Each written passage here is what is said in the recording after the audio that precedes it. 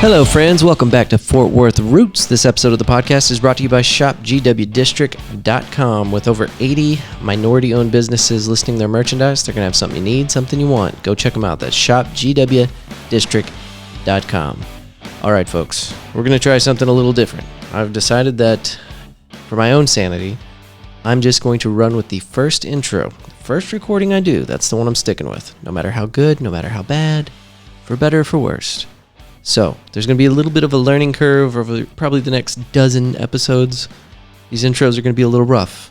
But for my own personal sanity and to keep me from making 100 different recordings for every intro outro, I'm just going to go with the first one I make. So thank you for bearing with me. My guests today are the host of the podcast, HorrorFul Podcast. You can find them on Spotify, Apple Podcasts, any of your platforms where you're listening to podcasts. They're there. You can find them. Lucas also has a podcast called Just Sway. And that podcast is about the Blue October band and the people that were inspired by their music. And just recently, Lucas had the opportunity to interview the lead singer of Blue October. Big moment for him. So make sure you check out Just Sway. See that break in my voice? That would have caused me to redo the entire intro. Anyway, where was I? Make sure you check out Just Sway, Lucas Peterson, about the band Blue October and the people that are inspired by the music. And make sure you check out HorrorFul Podcast, which we talk about at great length in this episode. Give it up for my two guests today, Lucas and Andy. Thank y'all for bearing with the intro. Thank you for being here. Let's start the show.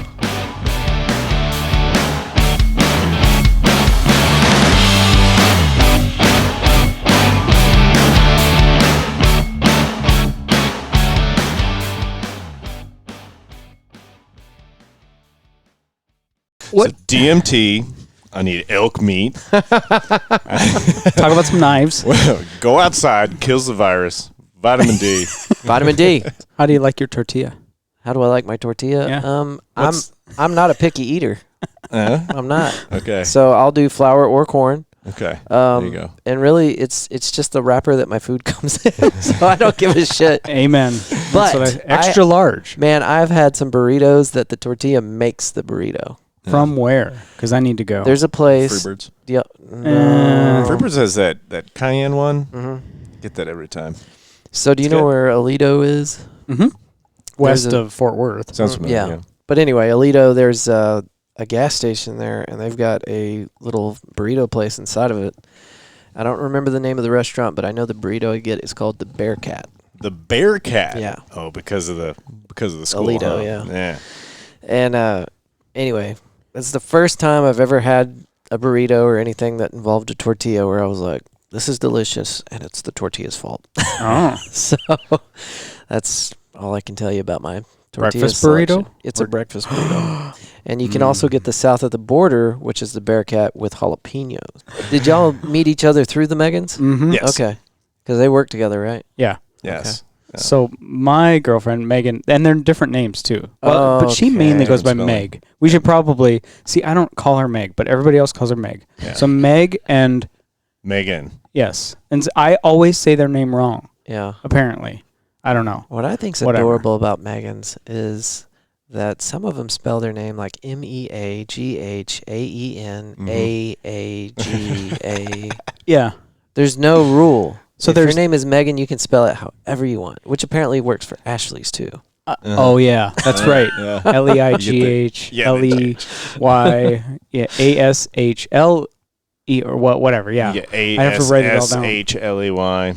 Yes. Ashley. One of our, I think it's podcast number 3, Ashley Meyer. Oh, yeah. Shit. I had to go back and check the show notes every single time I typed her name out because it was like ASHEILGH,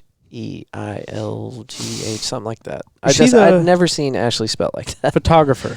No. She's a RN that She was the nurse. traveled to New York for the 5,000 nurse response team for COVID. Whoa. That's right. That's pretty right. cool. It was an awesome episode, yeah. And I actually was having a conversation with somebody last night telling them that I don't know that I would even to this day believe that COVID was even a thing unless I talked to her, because I mean, the one person I know that got tested positive for COVID, they went back in order to get released to come back to work. They had to test negative. So they went in and took the test that shows the antibodies, and they said, "You've never had COVID." I said, "Okay, so here's how it worked, step by step. I don't feel good." Goes to the doctor, gets tested for COVID because that's what you do these days, right? Yeah, with everything. Comes back positive, and everybody's like, "Jesus Christ, he's been at work." Yeah, now you've exposed all those people. You know. So anyway, he takes 2 weeks off, goes back in for another COVID test. I think it was the same clinic. Might have been a different clinic. At any rate, takes the test again. Has to wait for the results for like a week because that's how long it takes. So the whole time he's wanting to go back to work, but he can't because he's waiting on the results. Results come back, you've never had COVID. He's like, what? So that's my personal experience with COVID is this far in front of my nose, right? And it sounded like bullshit. So it's advantageous that I got to speak to somebody that was in the epicenter of the New York outbreak, because there's a good chance that my dumb ass would be like, I don't believe it. Yeah. Well, I think that's true with so many things, right? Like you can't get a real perception or grasp of how it's actually existing until you have either a first-hand account of it or a second-hand account of it through someone else that you trust and, reliable media. And she's obviously a reliable source. Sure, There's no reason for her to have fabricated any of that information. So It's all a hoax. Just like the moon landing. Did you know the moon's hollow? Yeah. Is it? I heard that the moon's hollow. Like they have, I don't know if this was like in the 60s. They like. Oh, wait, is this real? Or are you This fucking is with real. me? Oh, okay, I thought we were fucking. Are you shitting me, elaborating on that. So he shot something at the moon, or something landed on it, or something. Something hit the moon intentionally, and they recorded the sound, and it came back hollow. Like it sounded like a hollow boom or something. So Literally, push a button. Push a button. Where's the hollow sound effect? do I have that? I don't have that. I've got this one. Oh no, it's all the way down. Hold on. Oh, hell Wind yes. chimes. Wind chimes. I'm telling you, you got to find a spot for that DJ horn. Yeah. All the fucking the cool podcasts. But you do it so well, we don't need a button. That's true. That's true. We got to start incorporating that in ours. We just do our own sound effects. That's true. We just drop them in there, throw them in there, and, whatever fucking works. Let's talk about HorrorFul Podcast. You guys are episode 4 now? Just released that one last Monday? Friday. Oh, Friday. Yeah, Friday. Okay. Yeah, it's super fresh. Okay, cool. What was the name of It's this as one? hot as that burrito you were talking about earlier. I don't know, man. That's south of the border hot. What's the name of episode 4? Or what movie are y'all covering? Society. Yeah. Society. It's a Which fucking is- it's a modern classic in my opinion, and I think Lucas agrees now after we it's always after we talk it out, Lucas changes his opinion and he's like, "Yes, this is amazing. I would watch this again and recommend this to everybody I know." No, it's late 80s, early 90s. I think calling it a B horror is giving it a boost. It's definitely like a C-level horror movie, but it's fantastic. It's directed by Brian Usna, who was a producer for a lot of like great classics. I mean, he did Reanimator. He produced on that, and then later went on to produce a couple other movies with the guy who directed Reanimator. And I think it's fantastic, but there are a lot of people that really don't like it. So that's the idea behind the show is, we pick horror movies and we pick, cult movies as well. And that to me was kind of quintessential combination of both. So. Well, I love it.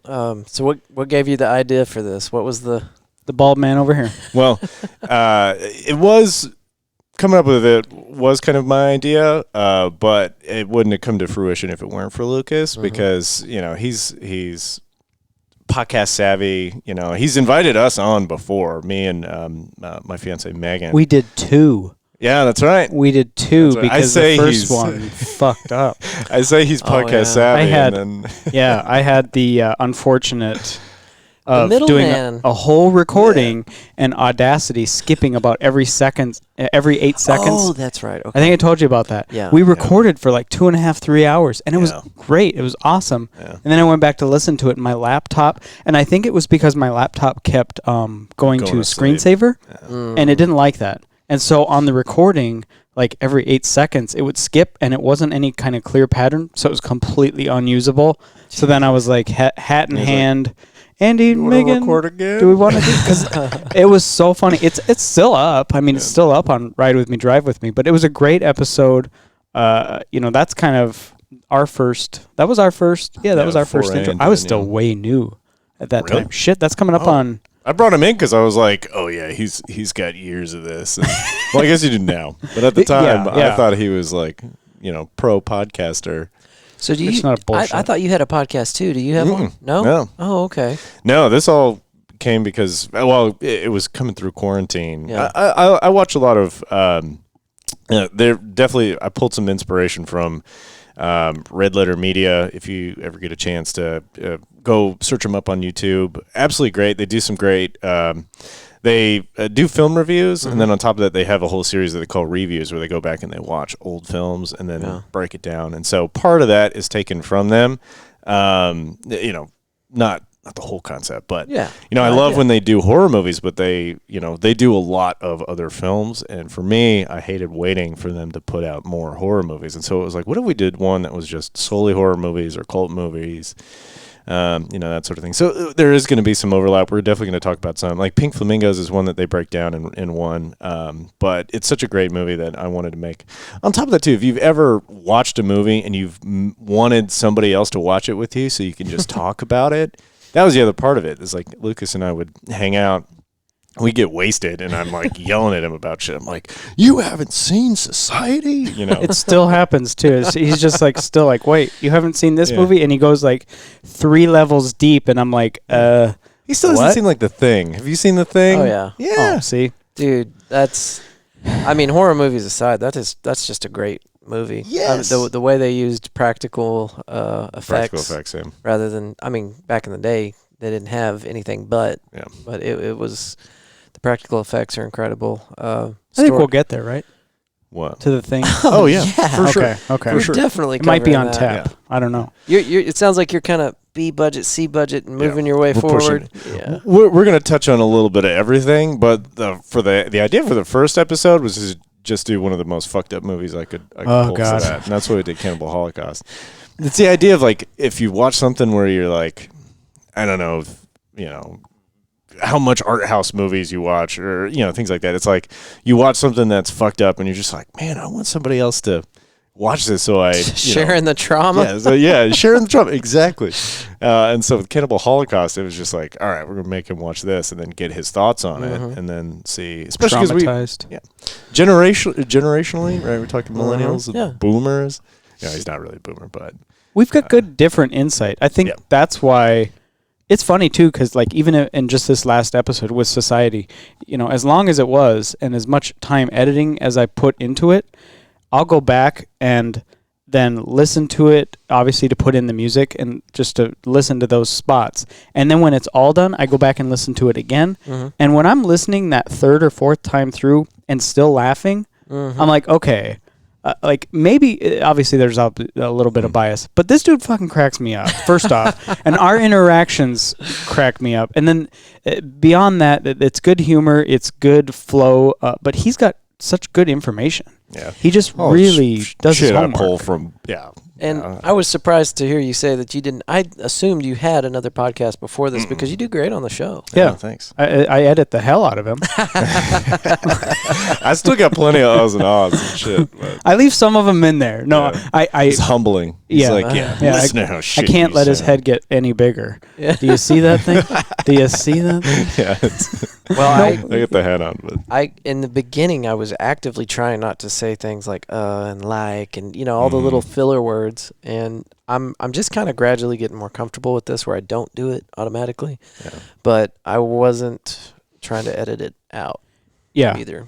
So, I've got that first 10, I don't know if Lucas told you, but I released 10 episodes all at once. Yeah, he did say that. And so all of my F-ups from episode 1 carried through all the way to episode 10 because I did things in stages. I did recording, editing, and then get it all out there. So all the recordings happened before I even cracked open the first one. Yeah. And that's whenever I was just absolutely mortified. I realized the reason for the headsets. Yeah. Well, you can't keep people next to that microphone. I mean, even me, it's not just my guest. I was guilty of it too. And there's parts of the podcast where I'm talking like this. And I mean, editing and the interface aside, you have to speak kind of in a consistent manner also. Because I do have a tendency to trail off if I'm not paying attention.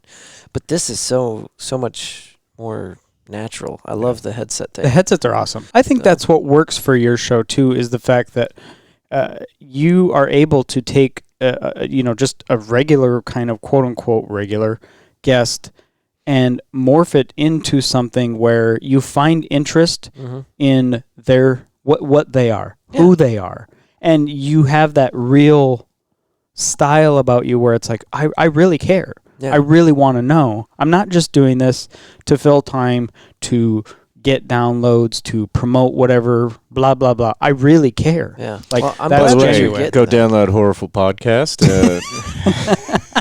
I'm glad you feel that way, though, because that's the goal. You know, there's always a starting point, and the starting point is, that's where we go from there is up to the conversation. But, yeah, and what I'm finding more and more is it doesn't matter what I'm bringing them on the show for. There's always more to it. You're dealing with a person that has lots of stories.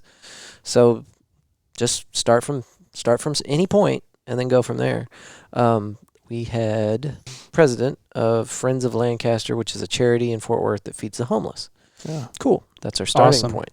And before the end of the podcast, I found out that she was a flight attendant during 9/11.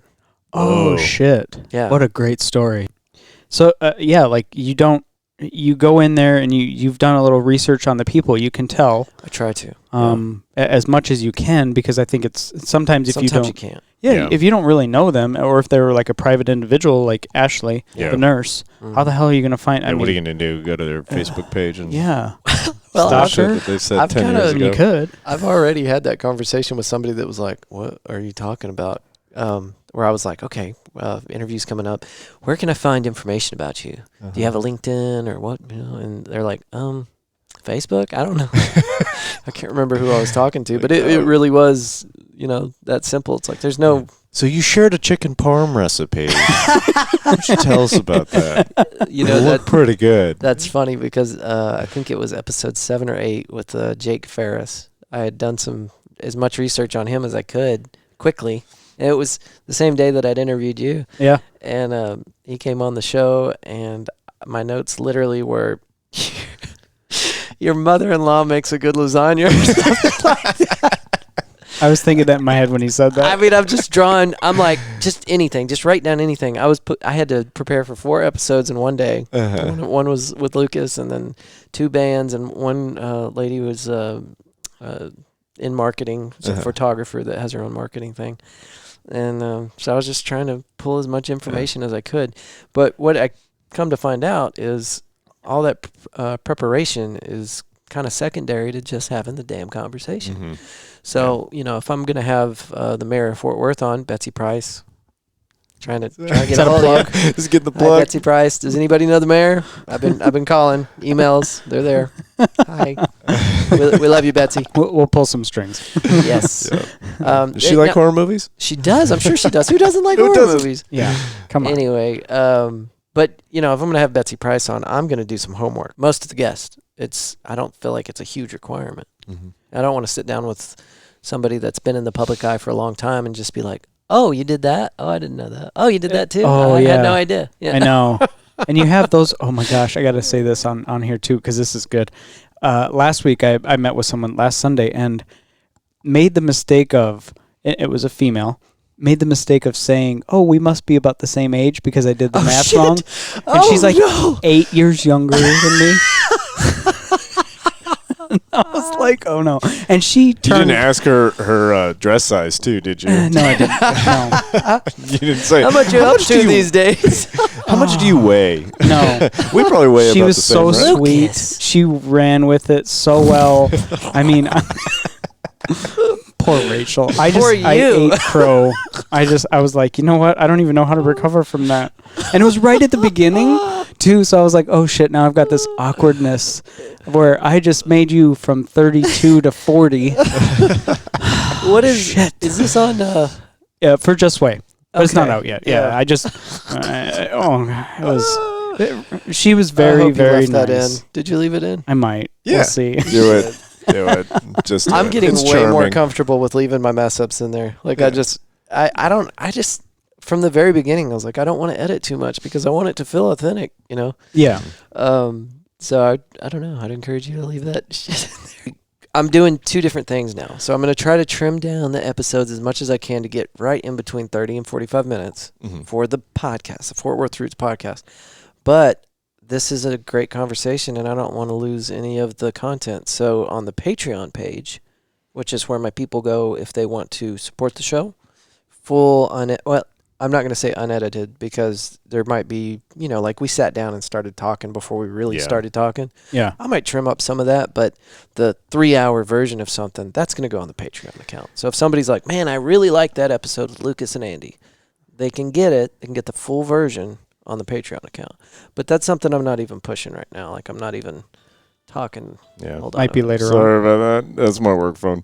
Well, good thing we're trimming out the start of this with Lucas dropping the Nbomb a couple times. That's a good thing. Andy, that is an awful joke. We got to get you. You got to cut Joke. that part out. Who's joking?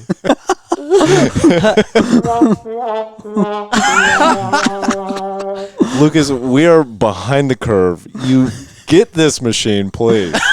Get this machine. This whole time he thought you were the professional. You need the roadcaster. Oh my gosh.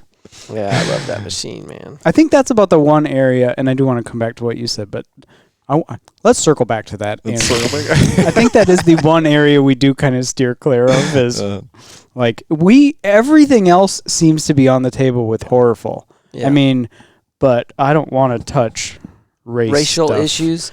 No, it's a hot ass topic. Everybody's upset, and we can't laugh about the 90s are dead. You know.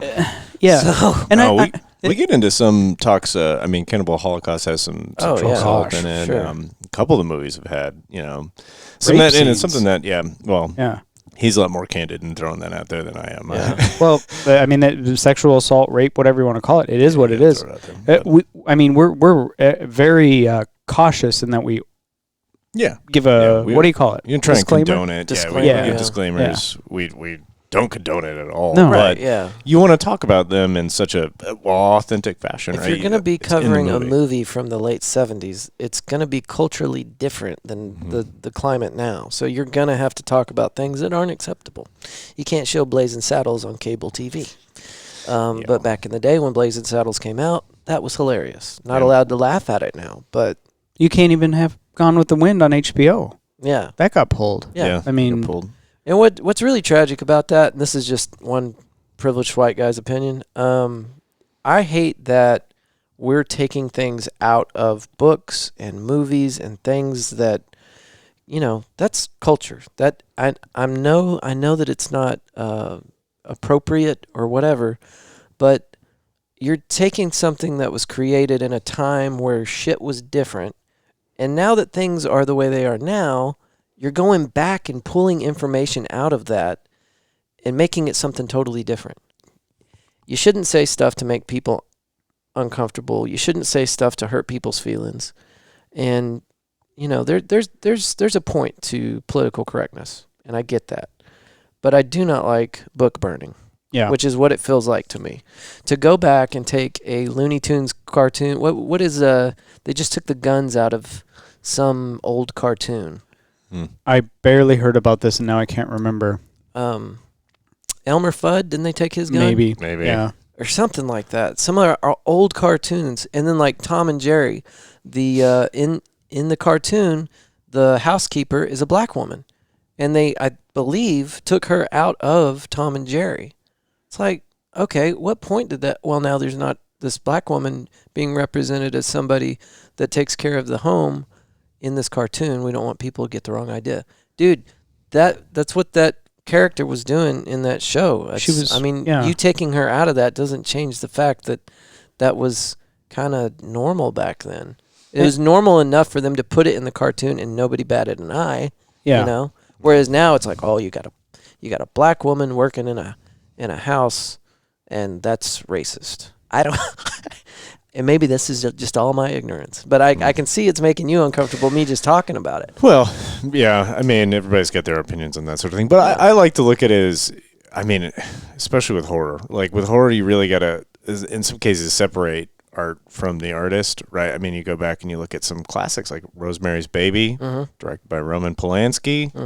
I don't know if, I'm sure plenty of people listening probably already have their thoughts on Roman Polanski and, you know, their opinions on that. But, you know, I like Woody Allen movies. I enjoy Woody Allen's movies because they're cute and charming. Not saying he is, well, obviously not cute. That dude was ugly as fuck. But what did Woody Allen do? Charming. Is he on the chopping block too? Well, his Asian adopted daughter is who he's married to now. Yeah. Holy shit. Yeah. And she was very young, I think, when they met. So there's no direct allegations. He was before cancel culture. Yeah. Well, he was before. Same with Polanski, though. Yeah, Polanski totally. Well, he can't come back to the U.S. because of... Well, he's arrested. He was arrested. No, I don't know the Polanski thing. What's that I thought he lives in Polanski, France. he got extradited. He was living in Switzerland. And then they actually... they set up an award show and then labeled him as to be accepting of a certain award, and then he traveled to a country that we do have extradition laws with, and then that's how we got him on that. What did he do?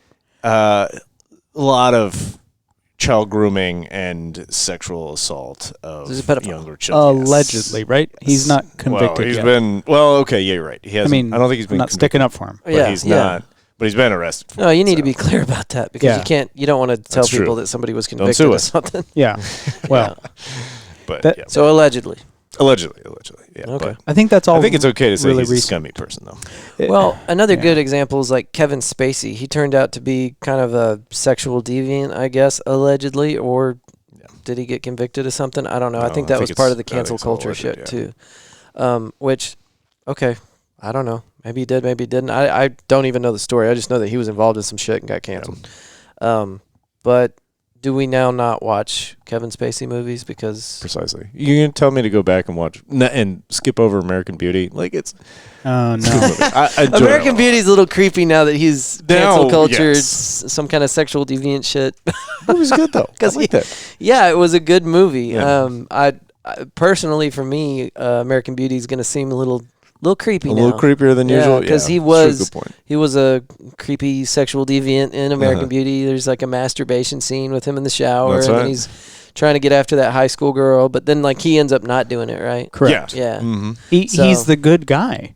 He actually looks out for the I mean, again, we got to qualify that. Like, of course, he had those lead-up moments before that, but then he has the opportunity to... And then he doesn't. He doesn't. He pulls it back, and he says, hey, no, this is not right for you. Right. You need to go home, and of course, turns out but then he brings that gun to that restaurant, and he holds all those people hostage.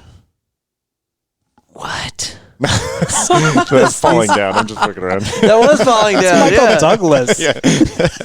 That's funny because that's when you said that I was like falling down.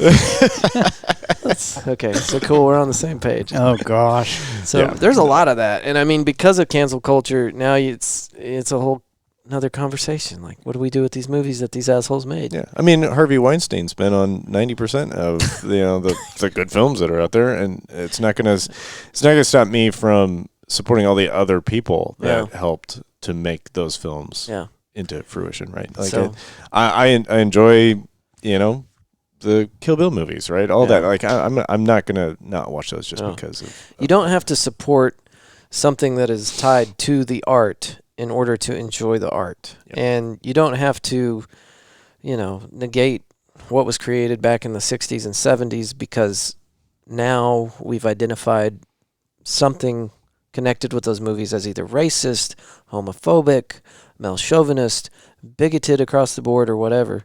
I mean, we should be able to read a history book without going, well, I can't read this because it talks about slavery and I'm not a racist. Mm-hmm. That doesn't make sense. Well, that's the opposite of what actually, I completely agree. Yeah. The opposite of what we should be doing. You should be talking about it. We should be looking at those things and saying, here's what happened, here's what they did, what we know, and why we do differently. Yeah, here's what we learned. If we keep doing that and try to apply erasers to things that have happened in our past that we want to, like you said, whitewash and get rid of, you never learn. Yeah. You can't move forward. How can you? Yeah. Growth comes from failure. Right. And it sucks that sometimes failure is at the expense of somebody else. In these instances, that we're talking about, especially with, child stuff, sexual assault, there's a victim. I get it. Sometimes there isn't a clear victim. Sometimes the victim is the people who are just, unwilling participants of some giant act. I don't know. Yeah. You know what I mean? But that sucks. It's ugly. It's shitty, and it's uncomfortable. But that's how we move forward. Yeah. We don't move forward by saying, that didn't happen. I can't deal with that guilt because I don't know how to have that conversation with a friend who's a minority, and I don't know what to say, and I don't know what they want me to say. Maybe they don't fucking want you to say anything. Yeah. I'm sorry, but and I had a conversation with someone like that really recently, and I was just like, what actually do you want someone to say in my position? Yeah. You know what I mean? I love the episode you had with with your friend. Leon Daniels. Yeah. Yeah. Me and him, we go way back. And we went on a deployment together, and we worked together for years. And me and him are wildly different in a lot of different ways. But the way that we like to pick things apart and talk about them sensibly, like call it what it is. Don't like you're talking about. Don't ignore it because it's uncomfortable. And he says that in the podcast too. He did. We need to be comfortable in the uncomfortable conversations. But to your point, whenever we see something like, I keep going back to Blazing Saddles because it was just start to finish blatantly racist, the whole damn movie. I love that comedy. And there's things in there that I'm like, damn, they went too far on that. But what we do is we identify that and we go, you know what? That's a bit far. So in the future, moving forward, we make sure that we don't do that. Because Blazing Saddles, while hilarious at the time, now we're living in a culture where people can't accept that kind of humor, white, black, or otherwise. So why would you make that comedy again? You wouldn't. It would, it wouldn't. Well, we don't need a sequel to it. No, it wouldn't not. You don't remake the good shit, right? We were talking about The Fog earlier. You don't fucking remake The Fog. You folks are just going to have to go watch Blazing Saddles because there's too many references. Yeah. Before we get past that, though, the statues, I wanted to point out my ignorance on all the monuments that are being taken down, the Civil War monuments. So, like I said, I'm not a big fan of book burning of any kind. When they started tearing down these monuments, I'm like, well, that's bullshit. And then come to find out, I think this is from Talking to Leon in that episode that we did. What episode is that? 16? Lucas, come on, save me. 13. I'm a guess. Anyway, Leon Daniels. 69. That's the episode. It was a good episode. You, man. I saved you. But he brings it to my attention that those Civil War monuments were thrown up to like bully people, I guess, basically, and they're made out of shit. Yeah. These are not like long-standing traditional monuments that were put up to, keep history from being forgotten. They were put up specifically to identify, well, you know what, this is our town, this is the South will rise again. I mean, it was a mockery. And the statues that you see in all of these town squares in the South, not all of them, but a lot of them are just like paper thin. They were put up overnight, and it was done specifically to kind of make a statement. Correct. I think I saw a graph once within the last few weeks that showed, kind of a bar graph of the amount of statues put up over the course of time on the bottom. Right. Most of them were put up around the 20s, and then a lot of them in the 60s. Yeah. Think about what's happening during those times. Right. 60s was a lot. I mean, civil rights area movement. you're talking about, it kind of feels like what we got going on now. And it's tough for me, actually, because when I moved to Texas, I remember the first time I drove downtown Dallas, and I don't remember exactly where it is. I think it's over in the Turtle Creek area, the uptown kind of area. There was a big statue of Robert E. Lee. Yeah. And I'm like, newly here from Minnesota going, wait, where, huh? Who won? Yeah. Like, what? Why is there a statue for Robert E. Lee? Yeah. And of course, it's gone. Uh-huh. It's been gone for a while. I shouldn't say that it's been gone just a few months. I don't know when that one got taken down. I think it quietly got removed. Yeah. But the same thing goes for me with the Confederate flag. But again, I'm not from the South. Yeah. I can't really speak to that. Well, and I don't understand it either. I mean, I think, okay, freedom of speech, absolutely. Hell yeah. That's freedom of speech and my right to keep my gun. Those are the only two things that I'm really concerned about. I should be able to protect myself, and I should be able to say whatever the fuck I want. Yeah. America. Anything outside of that's negotiable. But the Confederate flag, I have no emotional ties to that flag. I don't care. Born and raised in the South, it doesn't mean shit to me. I think there are plenty of Southern-born, Yeah. especially Texas. Fuck that. The Texas flag, that is my... Yeah. No, that's different. That's the Texas flag. Texas flag is my pride. I don't has need nothing any other to do flag. with the Confederate Honestly, flag. the American flag, you second to the Texas flag. Sorry. Well, put you in your place. Texas was its own country, so. But you know what? It's all free speech. Mhm. All of it. So, my personal opinion, I don't give a shit. But I don't want anybody to be told, you know what, you can't display that because it makes me feel a certain way, and so you can't do it anymore. That's a violation of freedom of speech, and I'm not okay with that. So now, on a personal level, if somebody walks in with a Confederate flag tattoo and be like, "Well, what's the deal with that? What you got going on there?" You just like losing, huh? It looks highly suspect to me. You just like Well, I saw that video the other day. There's like a trailer for some video or movie that's coming out, and he rips a Confederate flag off the back of some dude's truck, and he's like, you don't have to tell everybody that you like losing. Mm-hmm. Did you see that? No, Is that I've where never you got seen that that. from? It was a good point. Also, he's grabbing somebody's private property and tearing it off their truck. So I'm like, Yeah. That's a bad plan. mixed messages here. I don't know, man. I guess I'm at the age where I'm just over analyzing everything now, and it gives me heartburn, and I hate it. But it's nice the long form podcasting is what really I think has helped influence my opinion on a lot of things as well. Just sitting and I mean, Jerry, what other podcasts you want to talk about, but taking an opportunity to really sit and listen through a full thought and understand that there's a lot more nuance to things is I think it's the best way to approach things outside of the sound bites that you constantly get. I mean, you got to remember that TV, news media, it's entertainment. So did y'all hear, like, there's some kind of bullshit coming out from the Navy talking about craft that they found, and like the government actually made a statement like, we did find craft, we don't know where they're from. Yeah. Legitimately. UFOs are I got it. a real thing. But they're saying that this isn't just unidentified flying object. They're saying that this didn't come from Earth. Oh. Are they finally going to give credit to the guy from Lazar. Bob Lazar. Bob Lazar. No.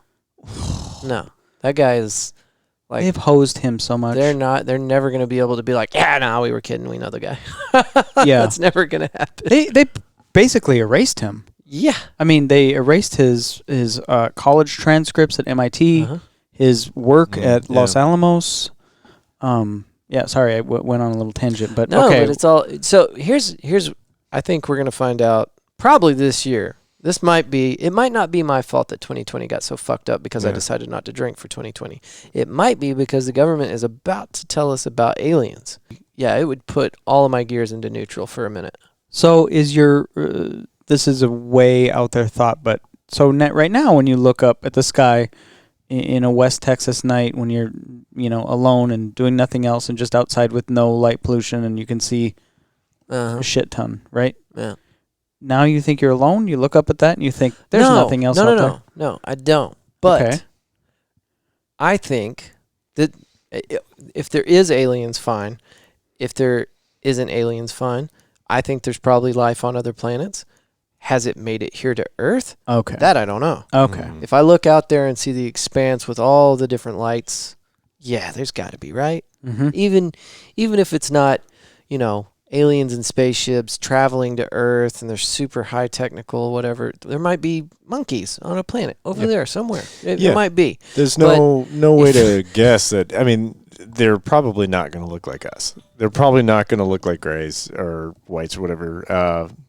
Sorry, somebody at my work fault. really wants to get a hold of me. Sorry. It's the host. It's my fault.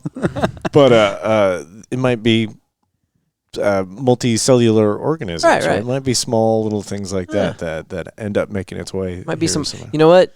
There might be water bears out there. Like on this planet, we got little micro water bears, and on other planets, they're the size of buildings. Yeah. I can't remember the Water bears. Can't remember the real name, but it is a tiny microscopic animal that can survive in the vacuum of space. We've tested this, and the cold conditions and the radiation, they can expose them to the open environment of space for 30 minutes. Bring them back inside, thaw them out, and they're still alive. It is a multicellular organism that's tiny, tiny, tiny, and you can find it in almost all water sources. It's everywhere. Wow. But it's so small. If you look at an electron microscope image of these guys, it looks like a little water bear. I mean, if you were going to make up a creature in your head that was a bear that lived in water, that's what it looks like. Like koala bear? Polar bear? No, more like a polar bear. Okay. Okay. Andy. All right. Anyway, that could, man. Yeah. That could be it, though. The cool that part about that, and you talking about that, and what comes over me is like how amazing that thing is that it lives out in that is not that life. We get it on this planet, in our existence. Life is precious. Life is incredible. Energy is amazing because that's what life is. We're nothing more than balls of energy moving around. Yeah. So when you talk about like, oh, life is precious. Yeah, life is great, but energy is fascinating. Yeah. Where and that's where I think you get into a really kind of hooey conversation of. That's harder to put your hands around too, It is, right? right? It has to come from somewhere. Yeah, and as soon as you start talking about it, it immediately goes into woo-woo. It's woo-woo. Woo-woo. That's what it is. Because it has to come from somewhere. Yeah. If we see energy, anything about our planet is that energy does not just... Yeah. It doesn't just form out of nothing. Randomly. Yeah, it comes from something. So if we can take anything from that, maybe you can look at it and say, well, I'm probably part of something bigger. Yeah. I love that. I want to say this one thing on forever. Think about if you die and if you could live everybody's life who ever lived, you could do that an infinite number of times and you still don't even scratch the surface of forever. Right on. How do you do that? I don't know where to go with that. Too deep. Isn't that weird? You blew the bottom out of my... You need the DeLorean. That's what you need. No, I get what you're saying, though. I mean, forever is impossible to but I could go back and live live my life. I could go back and live your life and Andy's life and everybody that's ever walked the planet. And I could live those lives an infinite number of times and still not scratch the surface forever. Yes. That's fucked up. That's fucked up. That's a lot of time. It's interesting that's your way to kind of bottle it up, though. Right? Well, I don't have one yet. I'm just like forever. Beep. There's just a dial tone after that. Yeah. I don't know. Just think of it. Yeah, that's a word. Yeah. Yeah. It's a word. Yeah. We don't know. We really don't know what that means. I think that if we do run into aliens, like trans-dimensional parallel universe aliens, they're going to be fascinated that we live everything linearly. Like we're going to find that there's creatures out there that live in every moment in time simultaneously. So like we move A to B. I think the aliens are going to be somebody that like they move just not A to B, but everything all in once. Is that? So what do you think about like? We wouldn't be able to comprehend their understanding of reality either because they don't move linearly. Now you're getting into quantum physics, which is which is amazingly interesting. But I still can't understand forever. I mean, I don't understand what I just said. Neither do I. It's easier for me to understand than that abstract thought. I got the movie we're bringing you in on though. I got it? Yeah, this movie's called From Beyond. It's fucking classic. But Have I it seen has it? to deal with probably not. It's Yeah. the same guy who did Reanimator. So Brian Hughes now, who did Society, did Reanimator, then he also did From Beyond. But a lot of it has to do with expanding your amygdala to experience not otherworldly, but you talk about different dimensions. It's other dimensional type things. So like they have this device that expands your amygdala, and then crazy shit fucking happens. But that's it. That's the movie we're bringing you in. All right. When are we doing it? Whenever you feel like it. I like Let's do it this right idea. now, bro. No, Yeah, right. Put it on. I got to go edit a podcast. So, well, thank y'all for doing this with me. It's 2.5 hours. I'm calling it. Yeah. Thank you. Yeah. I'm interested to see what the audio comes out with these headsets. It should be good. Oh, I know it'll be good. But If it's not, it's Andrew's fault. yeah, For sure. That was you. I'm gonna look at him like, yep.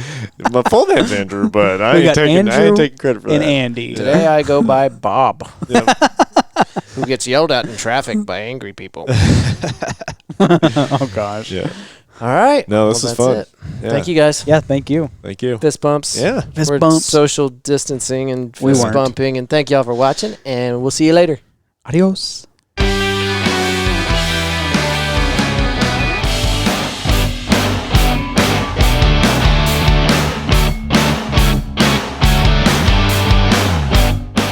Another big thank you to our guests today, Andy and Lucas. You guys rock. I wanted to let you guys in on a little secret. That episode is over 2 hours long, closer to 3. And I want to make sure that these episodes are just long enough for your drive to work or while you're cooking a meal, something. 2 hours seems a little bit too long for the regular podcast. So if you want to get into the full episode with very minimal edits, you can find that on our Patreon account. And that's where I'm putting all the long, fuller episodes with all the content. I trim these down a little bit just to make it a little more convenient for you. And this one got trimmed down a lot. I'm trying to hit that 30 to 45 minute time frame. So that's what that's about. But we got into some long discussions, and I enjoyed it a lot. I hope you did too. Don't forget to check out Lucas and Andy's show, HorrorFul Podcast. Also, Lucas has his own show called Just Sway, and it's about the band Blue October. And just recently, he got a chance to interview the lead singer of that band. Big moment for Lucas, and very proud of you, buddy. Congratulations on that. Thank y'all for being here. I hope you enjoyed this episode as much as I did. And that's it. I will see you guys next time. Thank you for listening. Don't forget, we got all those social media accounts. And if you're just listening to the podcast, we do have a YouTube channel so you can see all the faces and the stuff and the mistakes, all of it right there in front of you for your viewing pleasure on YouTube. And if you're just watching the video, we got a podcast. And I just got a notification from Pandora. We're on Pandora now. So that is also cool. Anyway, that's it. Thank you so much for listening to this podcast. You're the reason I do this. If you ever want to send me a message, media@fortworthroots.com. Suggest the next guest. Tell me where I'm messing up, where I'm doing good. Whatever you want. Media@fortworthroots.com. Thanks again. I'll see you guys next week. Bye.